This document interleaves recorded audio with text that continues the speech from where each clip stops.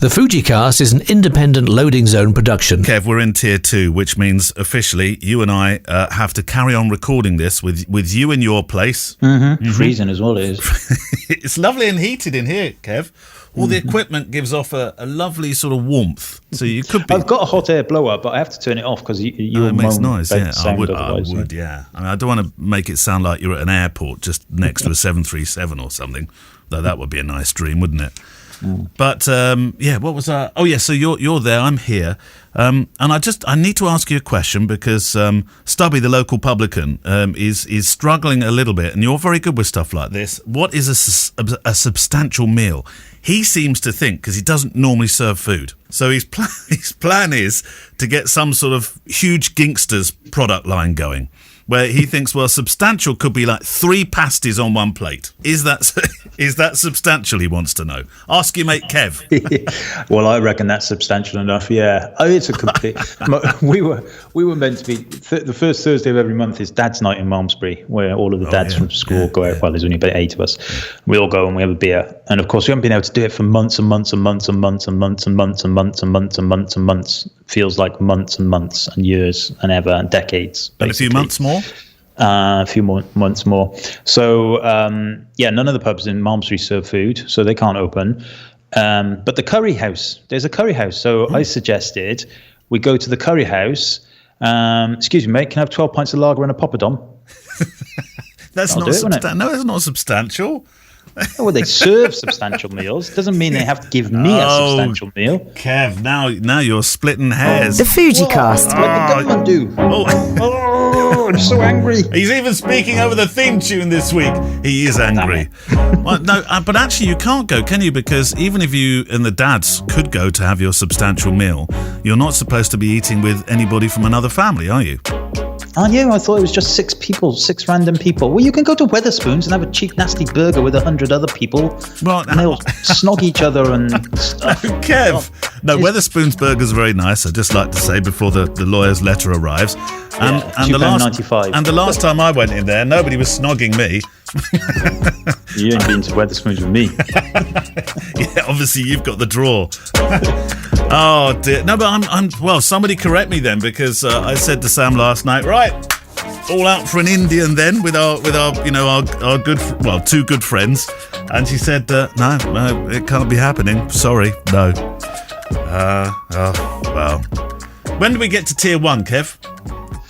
I honestly, it's just ridiculous. My mum's in Wales. My mum and dad. It's my mum's birthday in a couple of weeks. Oh yes, it is. And then Christmas, of course. And we're like trying to figure out whether we're even allowed to go and just stand in her garden and stare at her through the window, because we have the complications of our lot, and then you've got the Wales laws, which are different, and you can't cross one bridge. You can only go over the other bridge. You're not allowed to go unless you're working, and you can't. If you're working, you can't go with people from a different family, and then you can go for a business meal with your brother-in-law's sister, but you can't have them in your house. But your cleaner can come. You can have your house cleaned. And you can't go to the pub with them. It's just insane.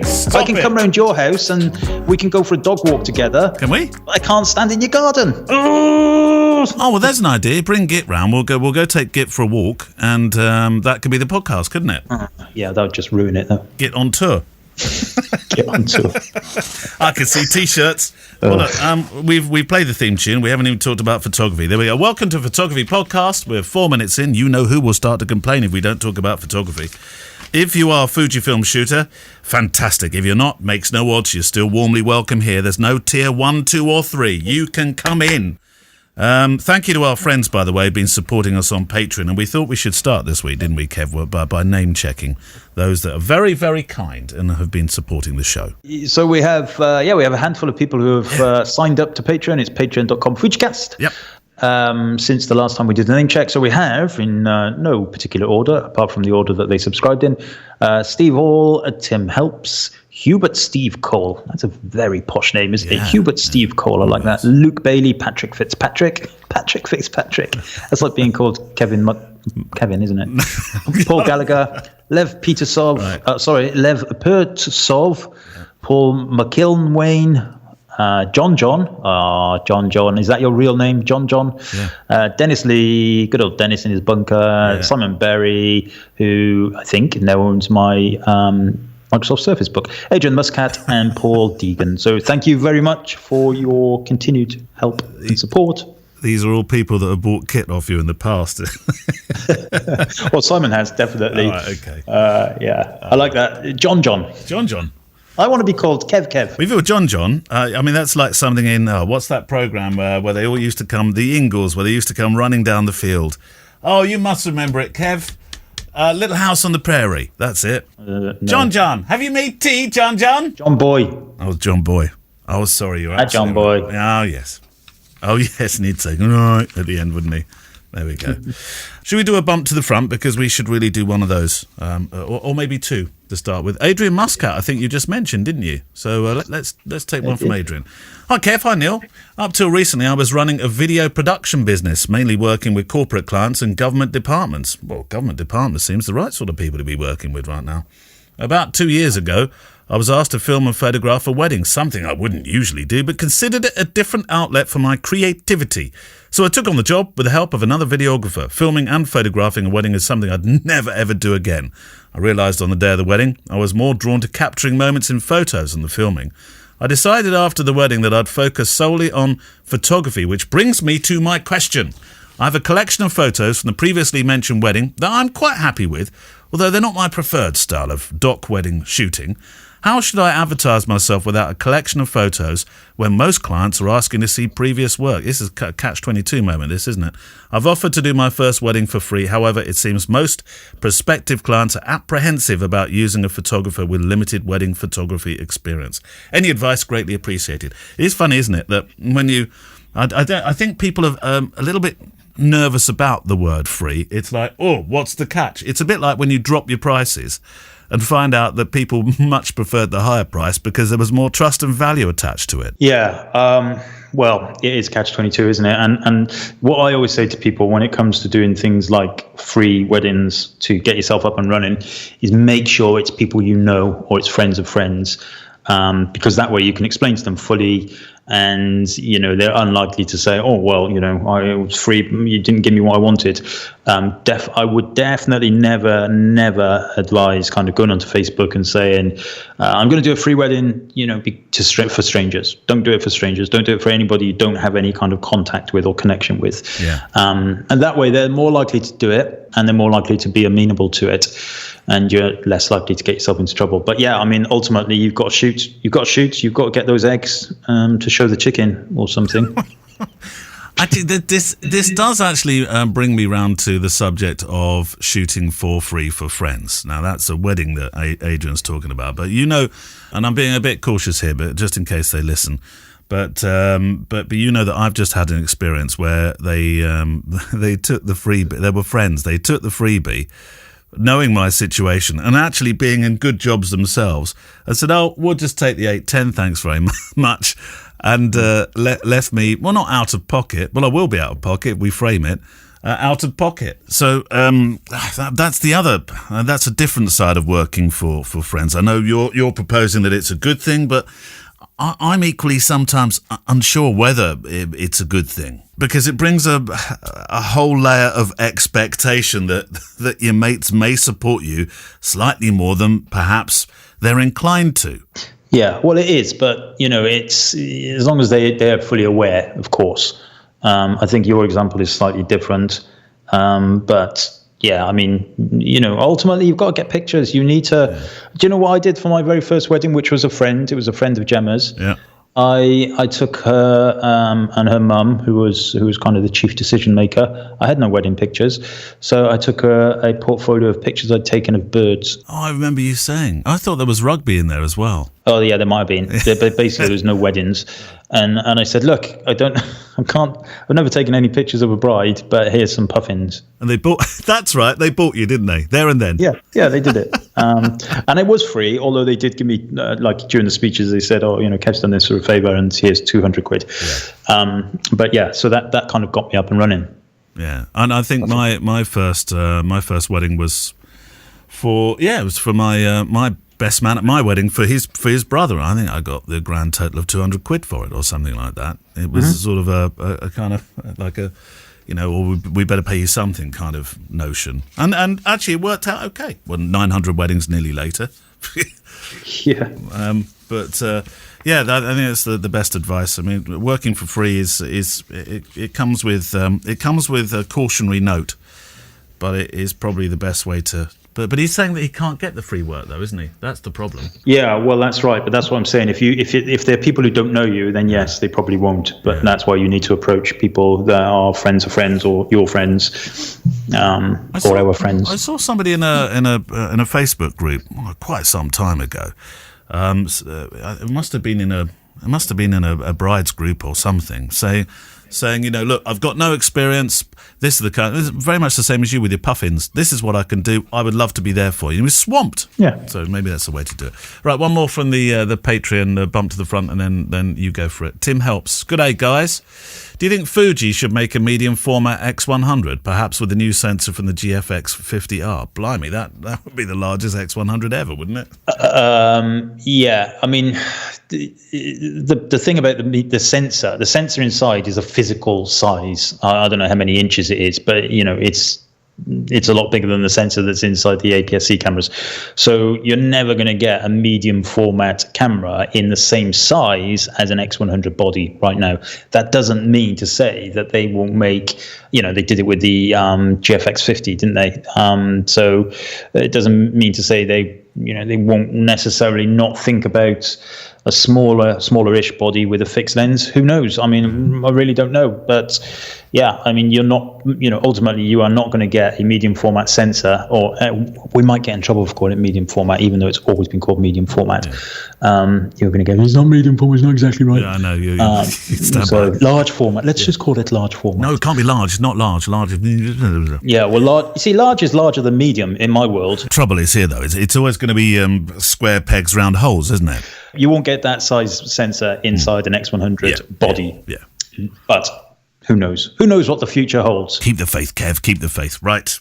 Your turn. This is from Azim Khan. So this is from the Facebook group. We have a dedicated thread on there for questions where you wish to answer your questions. Azim Khan, he says, here's a question, which we know. Why do you think people typically worry about a lens being sharp as opposed to a lens having a certain character? I mean, aside from landscapes, a lot of famous work doesn't show images that are pin sharp. Yeah, what a good question. Very good point. Good question. Yeah. That was the first question on our new thread. Right.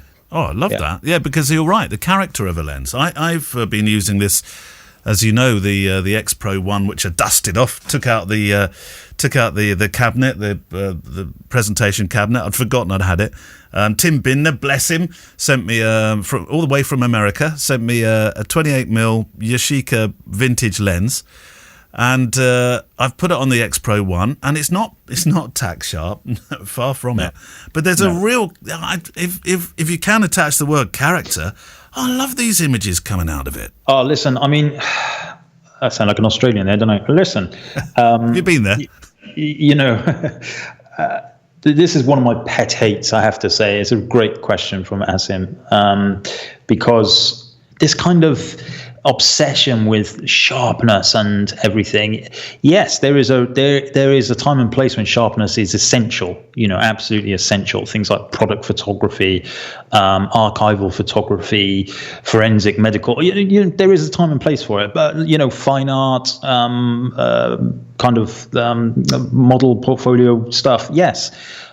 But that doesn't mean that pictures that are not pin sharp cannot have character and stuff. And I've been in so many Facebook groups over the years and forums where people have pulled up images because they're not pin sharp on the eyeball. Yeah. And I'm like, yeah, but look, it's got a great moment, an absolute great moment in it. Most of the books we talk about on the book review. Yeah. They're all shot, decades ago on film, and no matter what resolution you scan it, if you scan it on a 1600 DPI scanner, it's still not going to look sharp, not perfectly sharp, because it was film, and it just doesn't work like that. But those images, they're the images that are in the books people are buying now, not your pin sharp iris image that has no soul and no character, but it's perfectly sharp. Do you remember that book I introduced you to a little while? Let me reach for it. It's Reunions by a guy called Chris Porsche. Do you remember that book that I showed you? Yeah. Right, okay. Yeah. So essentially, Chris, he lives in Peterborough. He's a paramedic, and for decades he's been photographing people, and then And then only recently, well, the last 10 years, he started to look for the people that he'd photographed originally in late 70s, early 80s. And he looked for them now and recreated the portraits that he'd done when they were much younger to how they are now. And I have to say, in pretty much every single image that he took using a film camera, preferred above the very, very technically much more perfect digital version 2 decades later. Yeah, and like I say, it doesn't mean that pin-sharp images are bad at all. It just doesn't mean that. But some images are, it doesn't matter. It just doesn't matter. Enjoy. Just make pictures that make people. I always say to people, a picture doesn't need to be good; it just needs to be important, and them's the rules. Yeah, you've entered and won more competitions than I have, and I've never been. And you've been in that sort of judging pool where you've been watching your pictures being judged and looked at with a magnifying glass. Are they the moments where they sort of check on sharpness and stuff? Do they look? For some images, yes, but in fairness to the judges, most of the judges in the judging circle are, they have good integrity, and so they understand. Like if it's a photojournalistic image, that's and I say most of them, certainly not all of them. But if it's a print competition, that's slightly different because a print competition is about the actual print as well.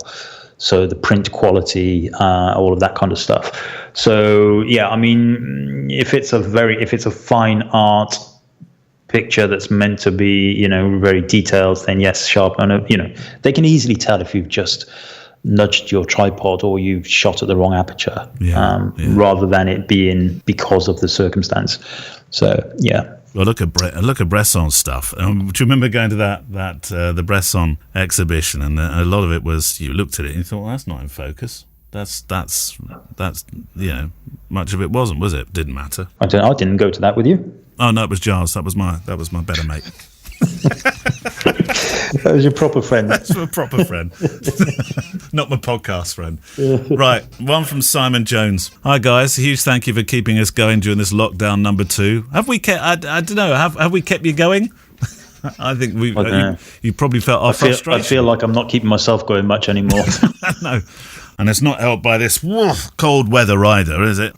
I tell you what, Kev, my next door neighbour, he is at the moment, for very good reason, but I know he has a sort of darker sense of humour without going into his story, so if he was listening to this, he'd appreciate why I'm telling you the story. But he's in Spain at the moment, in a kind of sort of finding himself in a recuperation moment, which is working out well for him. He's been there for about 2 months now, I think. Anyway, I spoke to him earlier today. And he said to me, what's the weather like there? I said, I'll tell you what, Chris, it's really, really cold. And he said, yeah, I knew it was. I said, what, you've been watching the news? He said, no, I get a little text in the morning from my wife. And it says, could you put the heating on in the car? Bear in mind, he's in Spain, and she is living next door in England. And she texts him to say, put the heating on in the car that's just outside the front door. And it's not because she's lazy, it's because I think he has the app that can do it. But that's how he knows that it's cold and miserable here. That's a car and a half, isn't it? Turn the heating on in the car. I hope Greta's not listening. Anyway, I hope you're both faring well in these difficult times. I have a boring kit question. They're never boring. This might be a bit sensitive for Kev. It's about the 35mm 1.4. Oh, I used to have one of them. Which may or may not be somewhere in Neil's kit bag. Honestly, I'll have another look. I did sort some stuff out today. No, I keep offering you this. This is the 18mm. Is that mine as well? No, that's definitely mine. Yeah. Have you lost your 18mm as well then? I don't know. I haven't seen it for a while.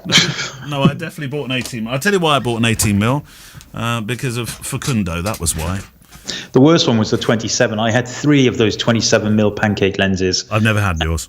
And they just disappeared. No. I just put them down and they're so small that they just disappeared. Oh, well, I'd just like to know It wasn't me. Anyway, he says, I don't want to waken old sores. Well, you just did. But I'm thinking of selling the 16 to 55 millimeter, which I know is a great quality lens and has done me proud. And I always feel, though that the image quality on the 56 and the 23 primes is better. I don't know if it's because I'm meant to think that, but there does seem to be something extra to the sharpness and colours. Oh, we're back to sharpness. I think using the primes makes me think more about framing, and the 35mm is a nice focal length for family group shots. He's a family photographer, you see, Kev. So my question is whether you think the 35mm is good or as good as the other primes in terms of quality, as it's significantly cheaper. The reviews I've read seem to be mixed. Will I regret trading my zoom in?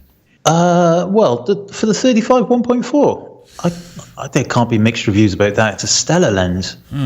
It's a beautiful lens. Yeah. But I mean, it's generation 1, remember. So the 35, the 18, and the 60mm macro lens were the first 3 lenses that launched with the X Pro 1 back in 2012. Yeah. So, but yeah, no, it's one that came with a metal lens hood. Yeah, it was a great lens. Well, I say it still is a great lens. I know. I'm trying to peel your name off the lens hood, actually. I just can't seem to get Kevin Mullins off. Yeah, no, I think, well, if you want 35mm, I would prefer the 35 1.4 over the 35 f2, even though the f2 is cheaper, smaller, lighter, weather sealed. I just don't think it has the same quality as that 35 1.4. And the thing is, because that's generation 1, they'll stop making that eventually.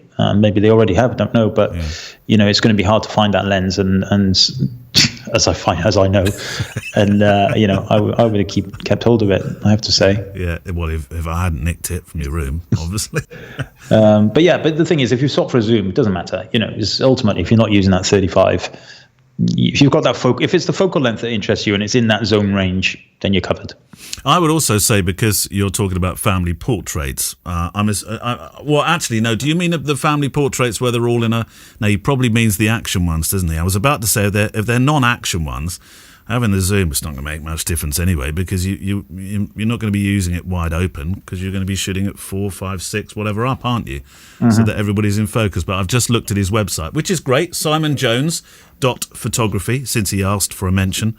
And a lot of this is quite action orientated, so he does need something to be quite brisk in terms of focusing. Yeah, basically it's focal length, isn't it? So the speed is fine on both of them. I mean, the 35 1.4 was quite slow to focus in real terms. Yeah. I've got time for one more little one before we go to the interview. Yeah, go on, Kev. Roll one in. This is from Chico. Remember Chico? Chico, lives in the little town next to the big town. That's the one. What's that in the background, Kev? I can hear drilling. Somebody drilling through to you? It's the hairdressers. I don't know. What are they doing drilling in the hairdressers? Someone's got a bad hair day. I'd say. No, bless them. The hairdresser's not open. No. So I don't know what they're doing in there. Sound like they're really sort of like drilling down upon somebody. They did take it very seriously, the hairdressers, rightly so. So they're probably having paneling put in or something with little holes so they can put their hands through and do the perms. Right, Chico Limjap. From the little town next to the big town in America somewhere, he says, what are Kevin and Neale's secret sauce when it comes to marketing? What tools and what processes do you guys do? There you go. Well, I mean, marketing really, for me, is 2 central sources. That's SEO and word of mouth. I haven't done any paid. Remember, there's a big difference between marketing and advertising, and there's a big difference between marketing and branding. Yeah. So I haven't paid for any advertising. I don't think I ever have for this business. So marketing wise, SEO, and when I say SEO, I don't mean like keyword in your content to death. I mean, properly building structure and making stuff interesting for people and sharing it and putting the effort into social media. And remember the social in social media. Yes, yeah. That's super important. I mean, really, really important, because it's very easy to just think, well, I've got an Instagram page and nobody's liking it. But, they're not going to like it unless you put the effort in as well.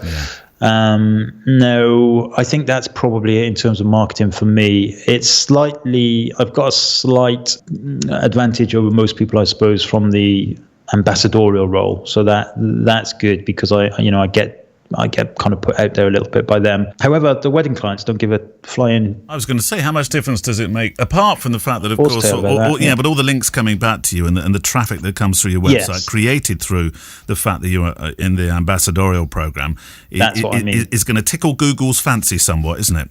Yeah, correct. That's what I mean.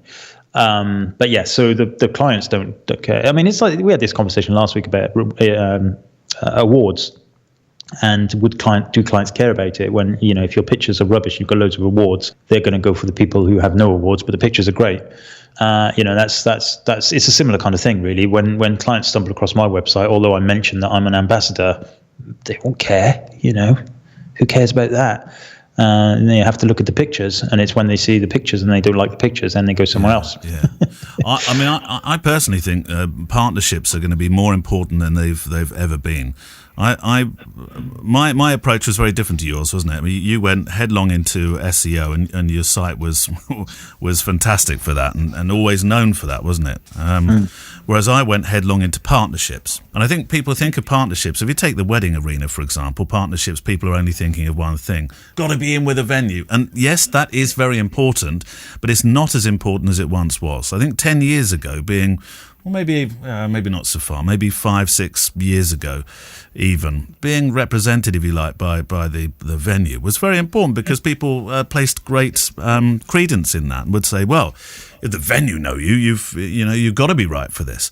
But I think people's buying habits have changed a lot over the last few years, and now that's less important, and they want to go and source their own photographer, and they don't really care. Some people do, it's still very important for them, but a great many people don't really care if you've worked there or not. They care what they see on your website, yes, but they don't care whether you've necessarily worked at the venue. Partnerships, I think, are really important. So I form partnerships now with those that are venue suppliers, not just the venue. And before you think, oh God, that sounds like a really long sort of hard route in, one of my best spending clients of the last 12 to 18 months, or it wouldn't be quite. I'm forgetting, of course, we've had about 9-10 months off, Kev. But prior to that was a client that came through, a hair and makeup artist who is very well connected in a certain part of the city, and so for me that was a great connection, and that yielded one of the best jobs prior to lockdown. So I think those sort of partnerships are really, really important. Yeah, I agree. I mean, I agree with that. And that's one thing I never really did with the venues, and I wish I had done. And I think you're slightly wrong in that when people go to a venue and they're recommended stuff, that's not going to help them make a decision. I think it does at that point, because it's a little bit like, you go to a venue and they say, right, here are recommended chair cover suppliers. This is where you can get your llama from. This is your chocolate fountain suppliers. Here's 3 photographers that we work with regularly. Yeah. If they're given 3 photographers they work with regularly, they will pick one of them. I'm pretty sure of it. Or 90% of the time. No, well, so we might have to differ on that one, because I think, well, you mentioned the chair cover person. Okay, most people in their life have just reasonably indifferent about chair covers, aren't they? But if it's photography, you might be more emotively connected with it. So therefore, your friend, Stubby from the pub had so-and-so photography, and you think they were cracking pictures. I'm going to go and look at that person as well. Where you're not as emotively connected with chair covers, and certainly not a chocolate fountain. I agree. Or the llama supplier. I'm assuming that the 3 suppliers that they're recommending are good photographers. Yeah. So they don't need to, they've narrowed it down for them essentially. Yeah. So. I've just noticed that drop off a lot, and I'm still on venue lists. I just noticed that is not as powerful as once it was. But there we go. Right, should we do this week's interview? Yeah, let's go for it. Well, earlier on this year, not so long back, I spoke with Adam Johnson, or ARJ as he's more commonly known as within wedding shooting circles. And we haven't had a dedicated wedding photographer on the show for a while now. So as we head toward 2021, with a hopefully more confident tone, if not right now, but for a few months into the year, Adam says some stuff, imparts some knowledge that I think is going to be particularly important, in a lovely business phrase, actually, about a net, but I don't want to lay down a spoiler. I'll let you hear that as the interview goes along. He's one of the UK's more established wedding shooters now, but like us all, in the social photography arena, this has not been a particularly buoyant year. He does have, though, a strong work and business ethic, and as a working photographer, I think he's got much to teach. Adam Johnson. In celebration, Adam, of a photographer who doesn't have an about page as such. It's called ARJ Style. Have you tired with reading about people's love of cupcakes? Because it's refreshing to see somebody actually do something different. I don't know.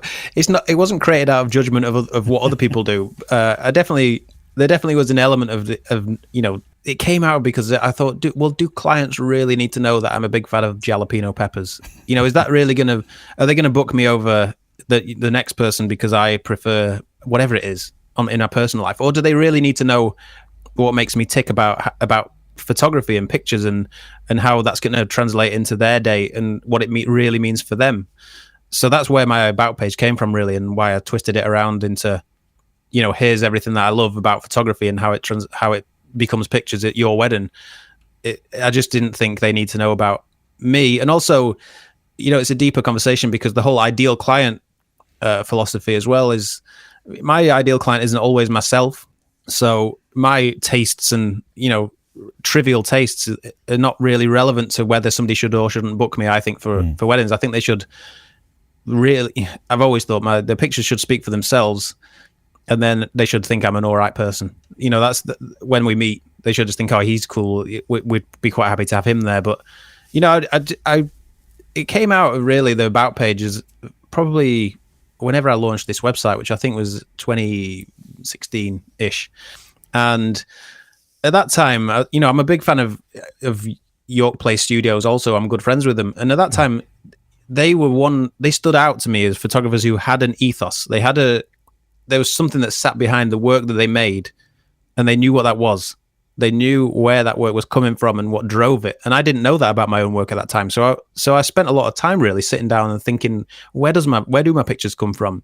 What is it that makes me tick? What is it that makes my pictures potentially different from the next guy? So that's where it was a big project, really, personal project, to make that about page that wasn't just about, how many kids I've got or what food I like. Although talking about the kids, I do enjoy the fact that you post a lot about your family, and you're so very good, sickeningly good, actually, Adam, with your images of family. They are quite literally a shoot in themselves, I think. A lot of photographers aren't particularly good at being the family photographer, but you are. Are you ever off duty?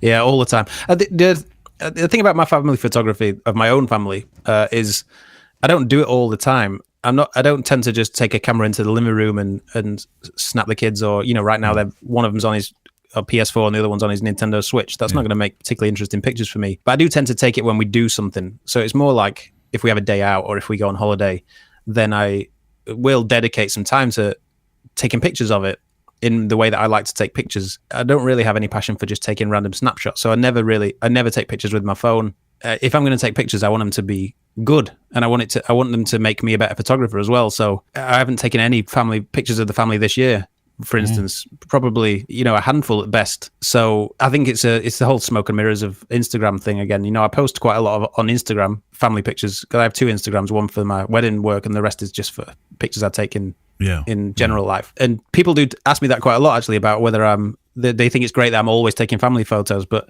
in reality I'm not. And I do, it does tend to just happen when we're actually doing something that I think is worth capturing. So you haven't been shooting a lot of lockdown stuff by the sound of it at all? No, I've been made to feel quite bad about that. But who's made you feel bad about that? Your wife, or I've not been made to feel directly bad about it. Right. More in that other people have said that we have as photographers we almost have a responsibility to capture this time, and I haven't felt that responsibility. I've almost felt the opposite in that it's not particularly a time that I personally want to remember for forever because I haven't enjoyed it. So it's interesting. I get the whole angle that it's an interesting time, but I'm quite happy for it to come and go and not really remember it. You sound like me. You're going to have a massive party the day we find a cure or vaccine. I'm having a big fireworks display. You're invited, Adam, actually. Oh, thanks. I'll be there.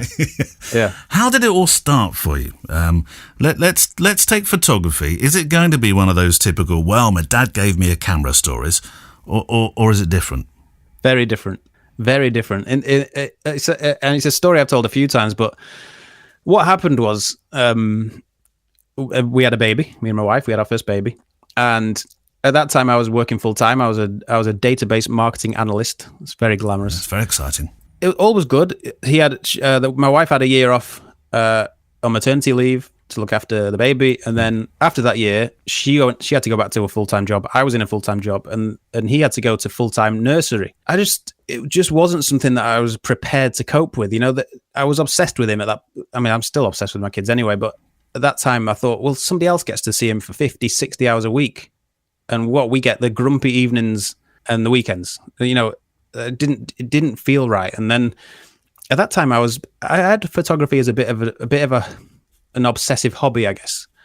And I just remember quite vividly, really, standing in the garden with my wife one evening, just going, "This can't happen. I'm not happy with him being looked after for 50 hours a week by somebody else. Somebody else gets the best of him, basically. Yeah. And also gets to impress themselves on him, and we're not getting that opportunity." So I said, "Well, I'm going to be a photographer." And she just said, "Where's the? How are you going to be? You're not a photographer."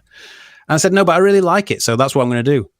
And that was really it. That was really, from that day, it was really whimsical almost. I just said, well, that's what I'm going to do. So from that day, my sole focus was on becoming a photographer and turning this kind of obsessive hobby into a business. So where did the knowledge come from then? I know you said you were doing a bit of photography, but there's a difference between doing a bit of photography and doing photography.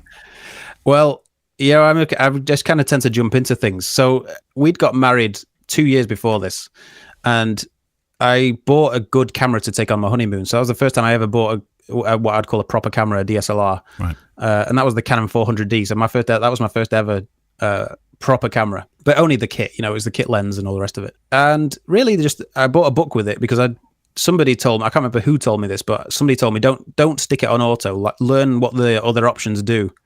And at that time, obviously, like everybody, I was obsessed with making things blurry, giving things a blurry background. So that's all I wanted to learn. So I guess in between then and the moment when I said, well, I'm going to be a photographer, I was just kind of, I'd read the odd website, maybe join the odd forum. This was before really Facebook and all the rest of it was a big thing. There weren't Facebook groups. You had to join actual forum websites. And then, I'd maybe take part in little challenges in these forum websites, and it was very much a hobby. But you learn as you go along, don't you? And I was taking a lot of pictures. I was taking my camera pretty much everywhere with me, just learning as I went along. But from the moment I decided I was going to be a photographer, that's when it ramped up really. So then I started buying books, subscribing to websites you had to pay for. And I remember it wasn't long after that I just built a website. A friend of mine was shooting weddings as kind of what you would back then have called a weekend warrior. Not sure if that term really exists anymore. I think it still does exist, yeah. It's a bit of a derogatory one, isn't it? I don't think it has quite the same negative connotations as it. Yeah, perhaps not, yeah. Because back then it was definitely like these people who are, breaking the industry. They've invaded our space. How dare they? Have characters, yeah.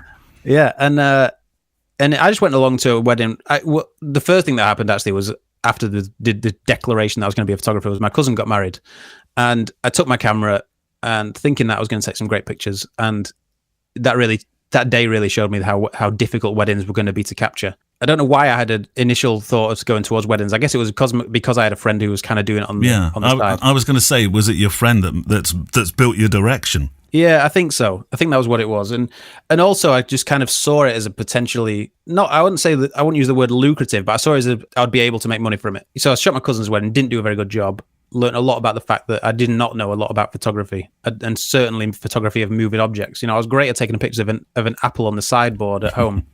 But as soon as somebody was in a dark church moving at all, it was just a terrible photo. So, and I didn't understand why they were coming out terrible either. So then again, my learning kind of ramped up again after that. And, I had a job. I was honestly spending all day, every day on the internet looking at photography. So then a few months after that, this friend of mine had a wedding and he just asked me to come and help him. So I hired a 7200 because back then I believed that if you were in any way professional, you needed a 7-foot long white lens. So that's what I hired. And I got enough out of that wedding to make a portfolio. I knew how to build a website, so I built my own website with that portfolio. This was before anything like WordPress or anything existed, so you just had to build it from scratch. Dreamweaver and things like that. Yeah, exactly. Yeah. But I built it in code. Did you? Wow. Yeah, because I was a programmer back then. Of course. So you had an advantage in that respect. I did. I had a lot of advantages really at that time. That it was a lot easier for me to get into the industry because of the things that I knew how to do. So building a website, and I knew how to also run Google ads, which again wasn't really a mainstream thing back then. So we built a website with this one wedding, stuck a load of Google ads on, and with it, before I knew it, I had 25 bookings, and I was very cheap. So it's kind of a lot of people go, oh my God, 25 bookings. But, I was charging £450 a wedding. But my philosophy really was, if I was going to become a photographer, I had to do a lot of work as quickly as possible to develop a style and also just to practice. So the price point made it that I could literally just experiment at every wedding. Nobody really cared what they got out of it. They cared that they got a set of pictures, but I knew I could guarantee a set of pictures. I just couldn't really guarantee they were going to be any good. And then a year later, I'd done a year of weddings and was ready to give my job up. Well, I was kind of on the edge really, because I'm quite a cautious person in a lot of ways. I had a guaranteed salary, and then we had another baby on the way as well. So I signed up for some mentoring. So I signed up for a year-long mentoring, thinking that was going to be the thing that got me into full-time photography. And it kind of backfired because it made me realize how stubborn I was in what I wanted to do. And I didn't really want to be told how to do it by somebody else. And I certainly didn't want to be told how to do it their way, when I felt like I wasn't creating the best work in the world at that point. But I definitely felt like I had it inside of me to have my own style and to carve my own path really into the industry. Because again, I was lucky at a time when wedding photography was quite safe and boring back then. So I did a couple of months of this year-long mentoring program, and then backed out of it to do my own thing.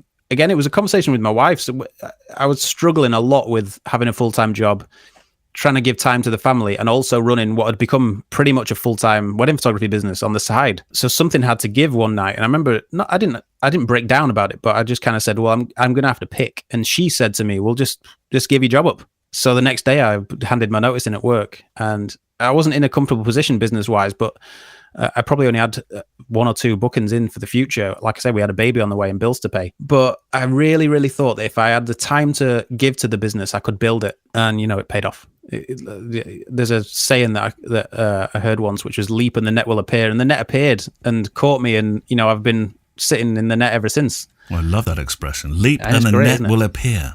The first person I heard that from was a photographer.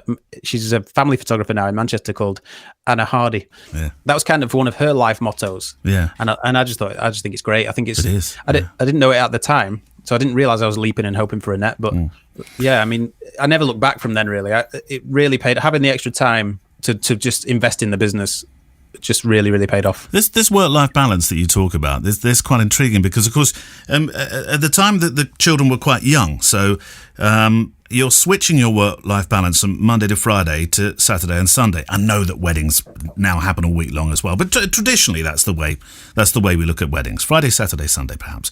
But now, of course, your children, and you can see that with your photography on your website of them, they're getting older, and so your work-life balance now, perhaps that's an awkward way around for you. You're not there at the weekends when they're around, but you are there during the week when they're now at school.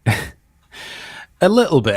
They obviously the thing that kind of triggered me becoming a wedding photographer was because I wanted to be a more present parent and, be the main influence on my kids' lives. And so I made that decision when my first son went to nursery when he was 1, and I wasn't able to be full time as a photographer until he was probably nearly 4, 3.5, 4. Yeah. But at that point we had another baby, and I was able to then be at home full time with him. So again, my wife had a year off on maternity leave, but after that I was a stay-at-home dad Monday to Friday most of the time, and wasn't able to do a lot of work. But I've always thought, to me, it's the little things. I love being here when they leave for school and when they get home from school, or being able to pick them up from school, or being able to take them to stuff, or being able to go to sports day without having to ask somebody, rather than just being here all weekend. So to me, it's not the hugest of deals that I'm not around at some weekends. Yeah. And also, these days I'm very lucky in a lot of ways in that I'm able to really limit the number of weddings that I do. So I only aim to do 20 a year. Really? Wow. Yeah. So it's not like I'm away every weekend either. Let's talk about style. It's a funny old question to ask because some people say, I don't really want a label, Neil. I'm just a wedding photographer. That's what I am. I'm neither documentary or reportage or traditional or, I am a wedding photographer. That's what I do. That's it, really. That's it in a nutshell. Obviously, you just really you can only take pictures of things in a way that appeals to you, I think. And I'm not particularly offbeat, but at the same time, I'm not particularly traditional.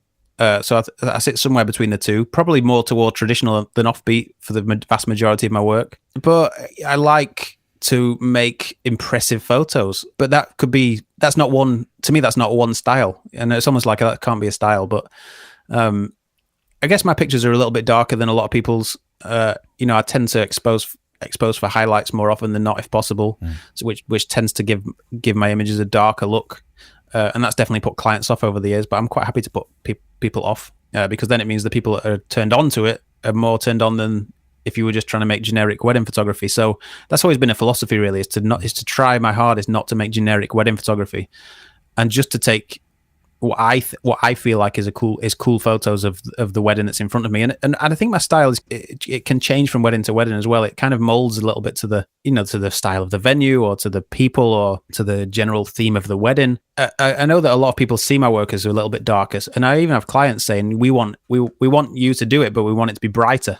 And often those people are getting married in a marquee in the middle of summer. So I always say to them, well, it's going to be brighter because that's the style of your wedding. I don't really come and trying to take dark, moody pictures, but I know a lot of people over the years that's how they've labeled my work is maybe a bit darker and a bit moodier. Do you think people too easily look for a style or a label about? I do, yeah. Yeah, do you? Yeah. And also, I've always been wary of it myself because I feel like you can pigeonhole yourself a little bit.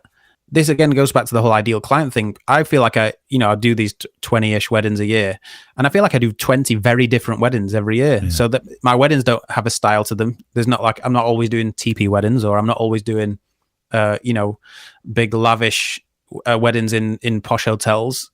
I'll do a teepee wedding. The next week I'll do a posh hotel wedding. The next week I might do an outdoors wedding in a field. Because I haven't overly pigeonholed my style. And if you do read, that page that I've made on my website about style, it's more about the fact, what I like in photos, which is mainly I like photos to be in color because that's how I see and that's how I shoot. I always shoot in color. I know there's people who, for instance, always have their camera LCD or viewfinder on black and white mode because they will shoot and see in black and white. And now, obviously, with those types of people, that their work will then be predominantly black and white, and the other way around, really. I guess, that's it's very, very difficult. I think. I mean, I'm very envious of people who are able to say, "Well, my style is this, this, this, and this." Yeah. But at the same time, I'm quite happy to not be able to say that about my own work. And I'd say you've probably changed as the years have gone on as well, wouldn't you, Adam? I have definitely, yeah. A lot of it as well goes back to you have little realizations, I think, as you go along, and also you never want to get bored of your own work. And I feel like if I was just churning out the same thing all the time, I'd probably have got bored of it and moved on to something else by now. But I'm definitely not bored of it. And the thing I realized, this was probably year before last, was I love the pictures that I take of my own family, and a lot of people have very kindly complimented me on those photos. And even sometimes have been bold enough, and I like people who are happy to express their opinions, to say they prefer those photos to the way that I shoot weddings. And I kind of love stuff like that. And it did make me think. And the thing is, when I'm shooting my kids, is I only ever take what they give me. And I know somebody like you, who is almost a pure documentary photographer, will say, well, obviously. But I never really had that same approach in weddings. I always felt like I had to give a little bit direction or tell people where to stand in relation to the light. If I had control, if it was the type of bridal prep or portraits, or even at other points during the day, maybe just to give a little bit of direction if I felt like I could make the picture better. But I never ever did that with the kids. I'll never tell them what to do or where to go. Isn't that interesting? Yeah. And so I guess over the last 2 years, especially, I've been trying to bring that approach more and more and more into my wedding work, away from the portraits on the day. That's the kind of pictures that I love. Without them realizing what I was doing, I was able to make these pictures. So yeah, I think that's the way my style has evolved, I guess, in the last 2 years, is just to take what I'm given and make the best possible pictures out of it without any interference whatsoever. In this last year, what changes do you think COVID will bring and maybe leave? Oh man, I mean, very difficult question to answer. I know. Yeah. I think it's impossible to know. I read quite a bit of business stuff really online, and a lot of people said, well, first of all, the one train of thought is just don't make any decisions really about your business during this time, because it's impossible to know how our businesses are going to come out of it, regardless of whether they're wedding photography businesses or whatever. That's just what ours tend to be. It's almost like you've got to ride it and then see how it comes out. I know one big train of thought is that it's going to pare weddings back to what's really important, which is the people. And there's going to be less of the, I guess, the flowery stuff around the edges that have just really overtaken or, crept into weddings over the last 5-10 years. Yeah, I've always called it chair cover disease. Exactly. The other train of thought, and probably one that I subscribe to more, is that it's going to explode even more. People are going to put more money into it and place more, importance on these individual days, that weddings could become even more elaborate and even more money could be spent on them and all the rest of it. When you're not hanging up your camera, you're coming back out of retirement. That's all we need to know. It's definitely reaffirmed for me that this is my passion. This is what I want to be doing with my life, is making photos and especially making photos at weddings. Because, I've been doing it 10 years. You do get a little bit jaded sometimes with thinking, do I really want to go to 20 more weddings next year and keep doing this? And I've hit that wall a couple of times in the last few years. But this has really made me realize that I probably was taking it a little bit for granted, and it is what I want to be doing, and I can't wait to get back to it. Thanks on the FujiCast to Adam Johnson, and of course we'll have links to his work in the show notes on the shiny website fujicast.co.uk. Just to mention for my other podcast, Photography Daily, which after you finished here and not till then, head on over on all your favourite apps to hear the second parts this week to Misan Harriman, the first black male photographer to shoot a front cover for Vogue UK. It took 104 years for that to happen, and he has the story. The cover that he shot was the September one, no less, which is a very important seasonal one for Vogue. He has more on that, and he talks about the assignments he shot for the magazine about famous and well-respected activists, including his memories of photographing Doreen Lawrence, the British-Jamaican campaigner. I get so emotional even now talking about her, because I don't in general get starstruck, because I've been lucky enough to just meet all sorts of hyper famous humans, but I do get emotionally struck. I remember waiting. I always get everywhere early, just a habit of mine, and I remember getting there early and sitting in the car and thinking, God, I hope you're not going to just start blubbing when you see her. And on Wednesday, we talked to David Butow, the DC photojournalist who's been photographing President Trump for this term, and find out what it is that keeps him fascinated by photojournalism. I think it is a desire, and ultimately it's a privilege to be able to go to these places where events are unfolding, and it's like you're watching history. Also, new features on the power of collecting books and what your pictures say about you as a photographer. That's all in Photography Daily this week on all the podcast apps or on the website photographydaily.show. Stories of life told by photographers. Right, back into the questions. Kev. Okay, this one is from Tom Verhoeven. And he says, I just saw the announcement of 2 cine lenses mentioning a T-stop value. Oh. Are they of use to photographers too? And why not, if not? Never done video, so sorry if this sounds stupid. Yeah. It's not stupid. Well, T is, of course, clickless, isn't it? And that's why they're very, very good as cinema lenses, because you can, if you need to change your aperture to control the light, then you can do it without it going pop, pop, and seeing sort of sudden increases or decreases in light within your film. But I've never used one for photography. There's no reason why not, I suppose. They're very manual in that respect. Yeah, I don't know if you can use... I don't see any reason why you wouldn't be able to use them, but you wouldn't. Why would you spend that kind of money? Because they are very expensive, typically. I'm just looking at something here. I've just typed in, it's on petapixel.com. Yeah. According to the fellow what wrote this article, I can't see his name, sorry, it says... Mr. Petapixel. There are 3 reasons photography lenses manufacturers don't bother with T-stops. It says, number 1, in-camera light metering will compensate for the minor exposure difference between 2 different lenses with the same f-stop, but different T-stops. The biggest transmission difference you'll get is about 1/3 of a stop, which is no problem to fix in post-processing. Right. Number 3, T-stop testing every new lens is expensive and time-consuming because of reasons 1 and 2. It's not worth the investment for photography lenses. There's an answer. Hang on, let me... so this is actually written by D.L. Cade. So have you ever used a T-stop lens then at all, Kev? I have for filming once briefly, just as a trial thing. But yes, never really thought about taking a picture with it. Yeah. Although they're not all unreasonably expensive. There's some there's some pricier ones in, say, the Samyang range, but also there's some quite reasonable T-stop lens choices within the Samyang range. It's worth looking up. Right, one from Sven Lohmeyer. Dear Neil, dear Kev, thanks for the inspiration. As your podcast is independent from the Fuji brand, oh yes, we had that topic in the Facebook group last week, didn't we? And we like to talk about photography of any flavour. Sven, you're right, although clearly I guess we'll be more knowledgeable with some stuff over others because of that flavour. But Sven says, I've got a question. I'm in an endless gear decision loop, and you are the ones to untangle the knot. Since March, I've been working on a personal photo project which I started since COVID lockdown during lunchtime instead of going into the, in brackets, the closed canteen. It's about my hometown, Bremen, in Germany, especially the former industrial harbour quarter, which sounds, Kev, like it's now trendyised itself. I'm out there, he says, with an Olympus Pen F, which works really fine because of its smart portable size, 2 prime lenses, 35 and 90, full frame equivalent, but I have a gear dilemma. I'm searching for inspiration for the next steps of this project, and I'm thinking about these following options. Nikon Z, or Fuji X-T4, or Leica Q2 monochrome.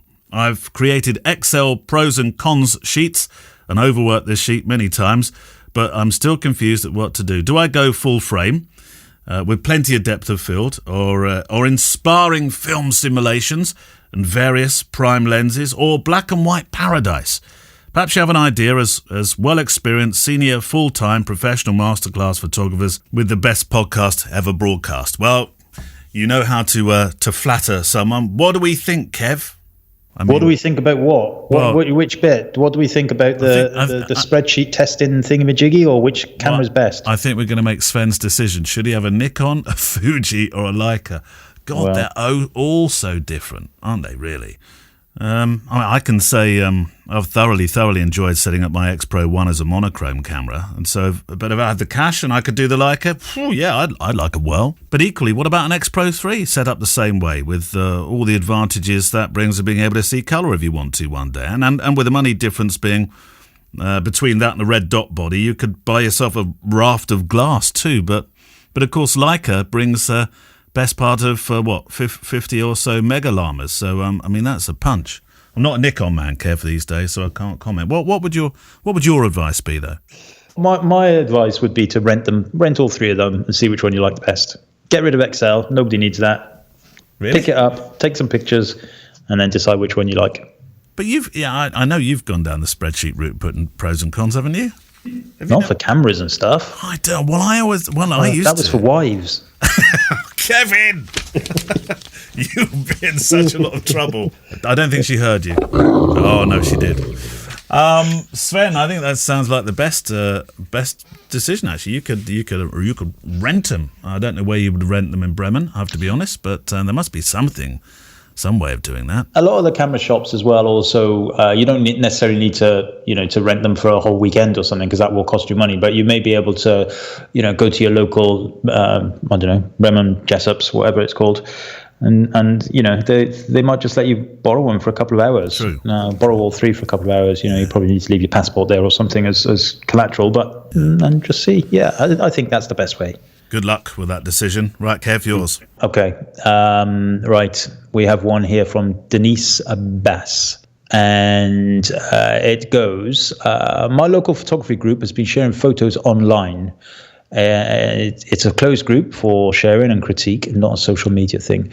It's so helpful to get constructive feedback and interesting to see what people respond to.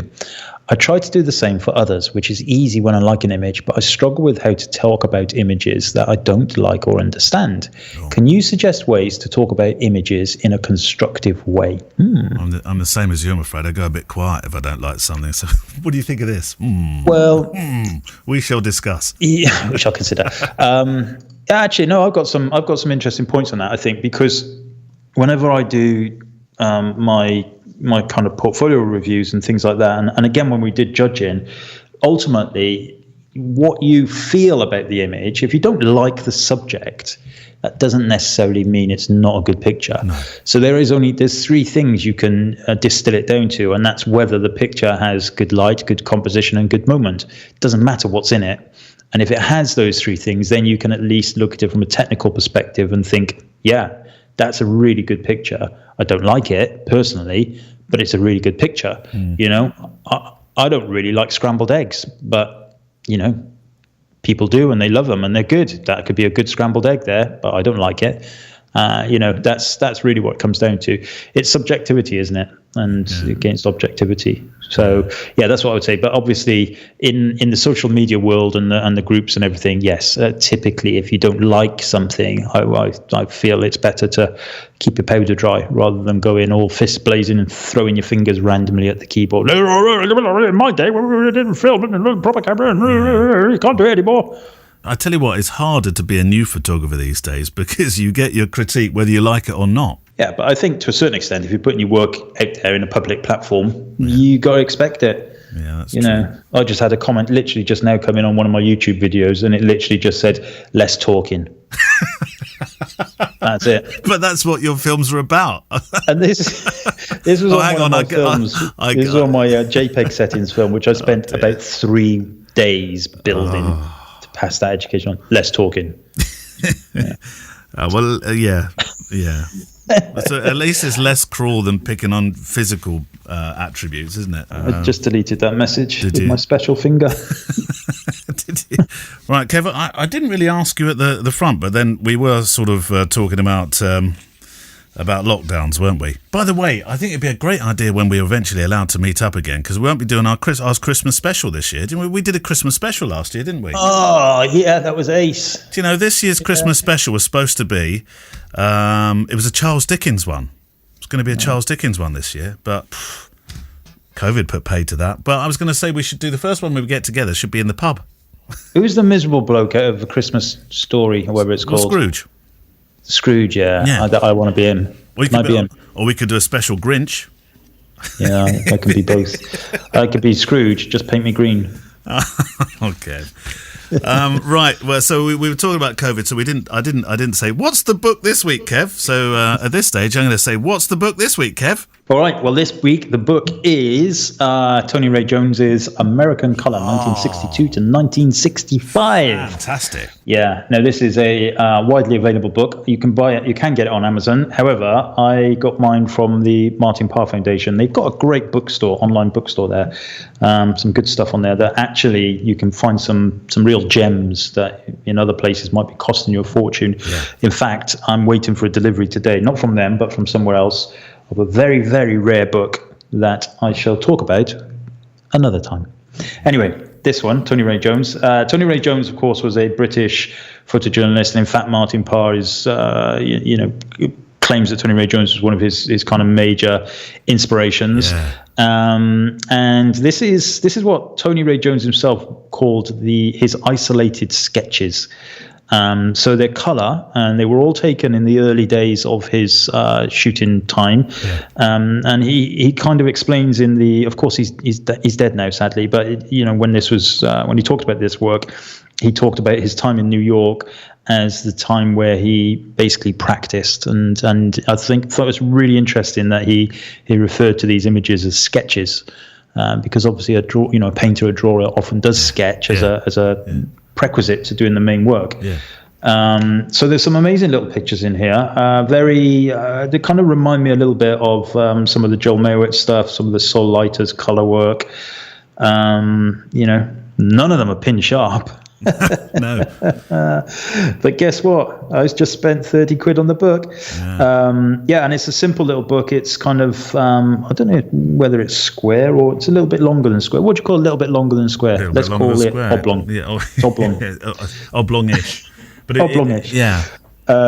With simple kind of, I would say 8x6 prints in the middle of each page. Beautiful color. I mean, it's hard. It's always hard when I'm not with you because you can't see anything. Well, I've called some of the shots that have been featured on the net from this particular book up, so I can see a few. And he's a great observationist, isn't he? Really. I mean, and you can see and almost you can when he's this sort of scrapbooky approach to it, where he was just kind of collecting images that he could do something with later on.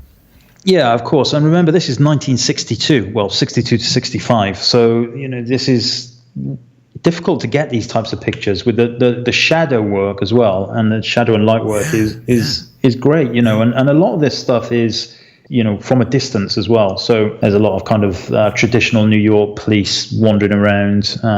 It's very eclectic, though, isn't it? I mean, I was just looking at a few here. There's one of some rails here. You were just talking about the shadow play with the red light in the foreground, the sort of rails running off into the background. Right next to an image of lots and lots of people who just happen to be standing on a harbour here. Well, it looks like a harbour anyway. Yeah, I agree. It's very eclectic, and like I say, you said it right. It's sketches, I suppose. But when we talk about that previous question we had from Denise about how do you decide if an image is good or not?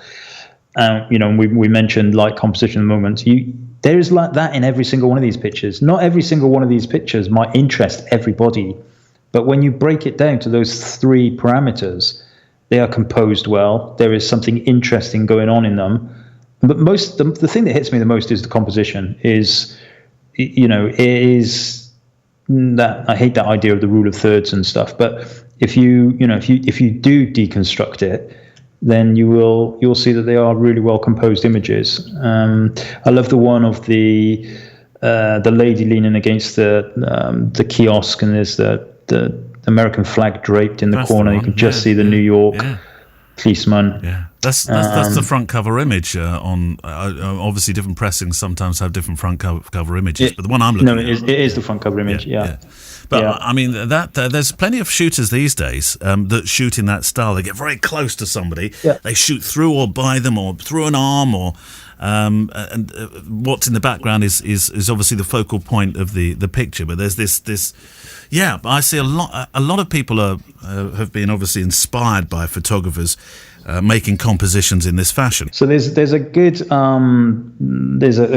or 6 page introduction by Liz Joby, and it's quite interesting. And she part of the conversation that she had in the discussion says the reason we shot in color right off the bat was that it was easy to see the work on the same day.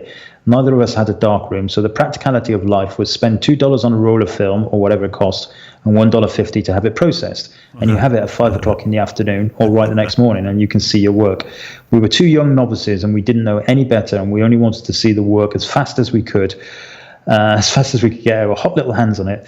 It's a youthful tactic, like today's youth shoots digitally, so they can look at them while on the street. It's a matter of speed. Isn't that interesting? It is interesting. I didn't realise that would have been the reason you would have shot colour in those days at all. Colour was always, not that I ever did film shooting, but it was always faster to kind of get back. But yeah, I love the way she says, I would get her hot little hands on it. That's it. She would have been in the Instagram generation. Absolutely. Need to get my hot little hands on that. I wonder what that's Tony Ray Jones, American Color, 1962 to 1965. We will, of course, link to it on the FujiCast website show notes. I tell you what, it would have been interesting to have seen that. Well, I mean, I know it's a book all about colour, but it would have been interesting to have seen that in black and white tones, wouldn't it?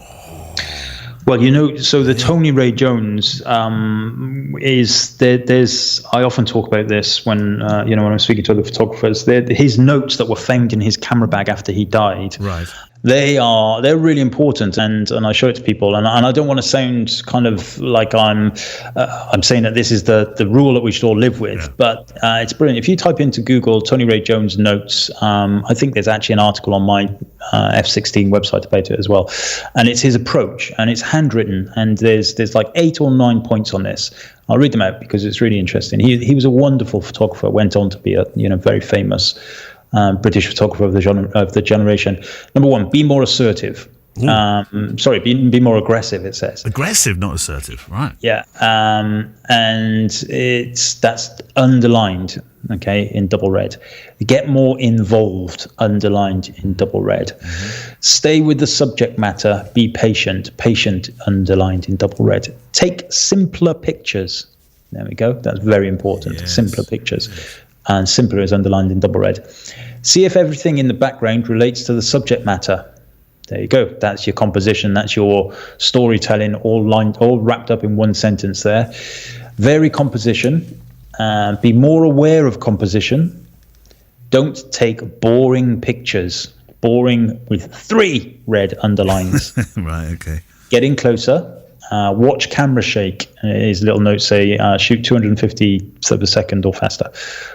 Don't shoot too much and not all at eye level. And then at the bottom it says no middle distance. But the takeaways from that is don't take boring pictures, don't shoot too much, and the composition comes up a load.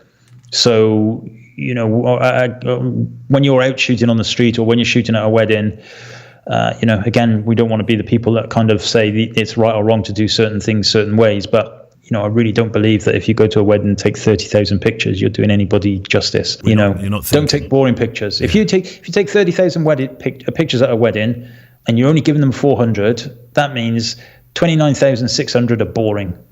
Okay. Well, that's the fact of it, isn't it? Yeah. Don't shoot too much. There you go. Tony Ray Jones said it, and Tony Ray Jones was a god. So there. So he said it, so that's it. Final. Steve Ford. Hello, chaps. Question that you may want to save till December. Oh, I don't know. We could do this now. As Kevin and I both share a dislike of Christmas happening while we're still in November. Or we're putting up the Christmas tree. Or rather, by the time this would have gone out, the Christmas tree is up. No. Why not? I'm not even talking about. It's the 30th of November today when this episode is live. Christmas starts tomorrow. When we went into lockdown one. No. When? No. No. Let me just say. When we went into lockdown 1, Sam said to me, I think it would have been early April, and it was all a bit depressed at that stage, wasn't it?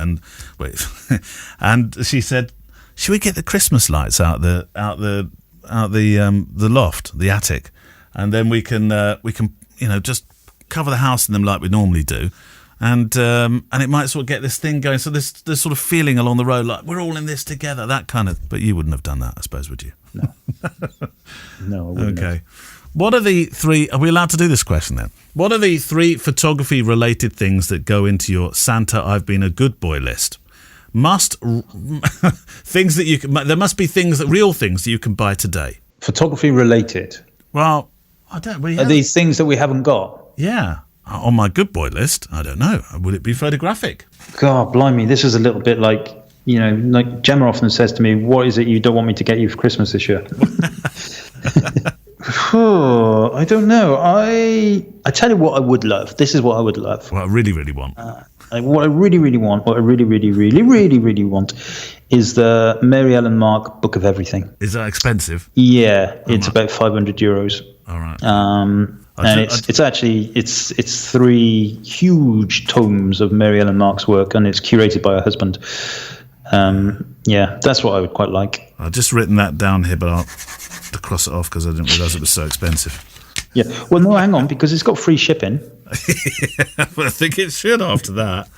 I think mine would be books as well. I haven't actually thought about any particular books, but I suppose it would be books. I mean, I'd probably choose Tom Stoddart's Extraordinary Women if it weren't for the fact I'd already bought it. So that's a bit like what I do, really. I mean, see a book, buy a book. Not the one you mentioned, obviously, Kev.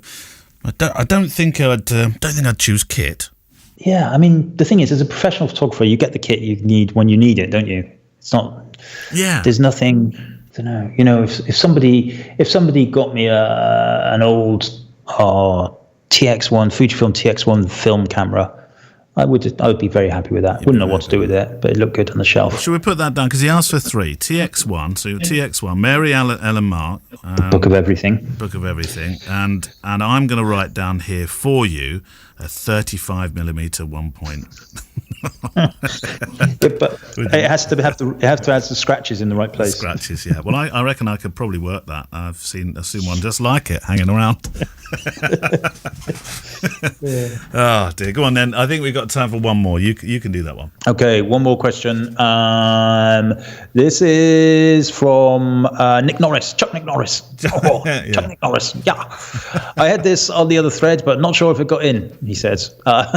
Sorry, this is obviously from the Facebook group. Right. This is a question for you both. There's 2 cameras left in the world, and you get to pick only one. Oh. One camera is always grainy. The other camera is always a little bit out of focus. Right. Which one do you choose? Well, it's going to have to be the grainy one, isn't it? Yeah. I think the little bit out of focus one. Even though we talked earlier on about focus being, not necessarily something you should worry about all the time, I still think that would probably drive me wild after a time. Yeah, I'd go grainy. I love grain. Suits me. Yeah. Miserable grain. Love it. I haven't pressed the button. Hold on. I'm so out of touch with doing this because when you're not here, Kev, it all sort of flows. I saw the sound effects come in like the chicken and and clinking glasses. And when you're not here, it's just not the same, Kev. I miss you. Yes, ditto, as they say on the posh films. Oh, yeah. Well, that's it for this week. Keep your questions coming in. I must admit, you were great. You really rose to the challenge, didn't they? After last week when we said that's it. That was it for the FujiCast, and then suddenly the questions came in. But that doesn't mean that you think, Neil and Kev are okay now. They don't need my help anymore. Yes, we do. So keep them coming in to click@fujicast.co.uk, or you can send them in, of course, to the FujiCast Facebook group, can't you, Kev? That's where indeed on the right thread. You put a yes. Now that's a very good point. Don't go putting them anywhere else. You've got to put them in the one you made the thread, didn't you, Kev? Yes, so you can put questions. Of course, the Facebook group is totally open. If you just want help on something, post it wherever you want, and people will help and reply and all that kind of stuff. However, if you want the question featured on the show, then it needs to go into the thread at the top. Right. We'll call it. It's a little bit like the little pub at the back of the plane. Yeah, I was going to say it's like the pub at the back of the plane. The thread's at the top of the group. That's where your questions that you want us to feature. But of course, use the group as you so wish. And if you want to fly in questions left, right, and centre, then do that. While we're talking about the Facebook group, because there has been a few sort of thoughts of late that that's not very photography related, and it is a community, and so therefore sometimes some of the stuff that appears in there may not be immediately photography related. Try not to call them out though. If you don't think it's correct, tell a grown-up like Steve or Peter, obviously, and if they're not available, then you can come to the kids. You come to us, but otherwise, just use the group for photography and try to remember it needs a little bit of context on there. That's it for this week. Music from Blue Wednesday, supporting music from the incredible artlist.io. And we'll see you next week. Bye-bye. Bye-bye. The FujiCast is an independent loading zone production. Email the show with your questions and words of wisdom to click@fujicast.co.uk. Email any complaints and political nonsense to our wives, who will deal with your comments in their own good time and in their own good way.